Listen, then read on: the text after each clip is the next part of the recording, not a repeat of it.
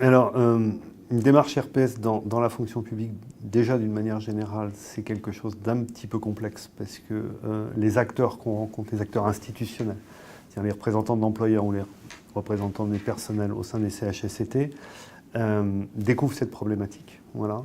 À partir d'une expérience, d'une culture qui est beaucoup plus de la prévention des risques physiques. Et ça s'applique d'autant, de mon point de vue, à l'éducation nationale ou à l'université, comme les exemples l'ont prouvé ce matin, où on est dans une culture de prévention des risques, d'abord pour les bénéficiaires de l'action et du travail, à savoir les étudiants, les élèves, voilà,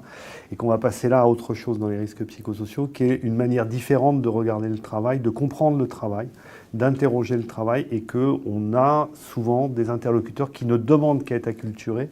mais au départ de l'intervention, qu'ils ne le sont pas du tout. Donc ça, c'est un travail qui est important à faire avec eux. D'abord pour qu'ils comprennent bien, quand on parle des risques psychosociaux, de quoi on parle exactement.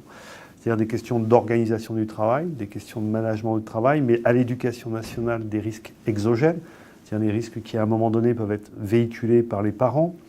par les élus de proximité,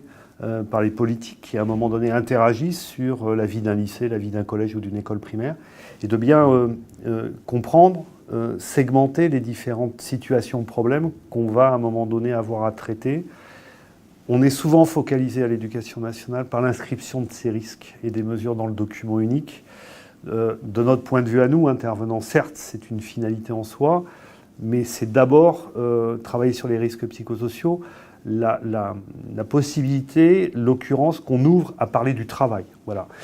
et des travaux, parce que de fait, quand on rentre à l'éducation nationale, en tant qu'intervenant extérieur, il y a naturellement l'acte pédagogique, on y reviendra peut-être tout à l'heure, mais il y a aussi la relation avec les services administratifs, la relation avec les services d'entretien ou de cuisine qui ne dépendent pas du même employeur, puisqu'on est sur des lieux de coactivité, des gens détachés des fonctions territoriales, et puis après, les relations avec les parents et avec les usagers d'une manière générale.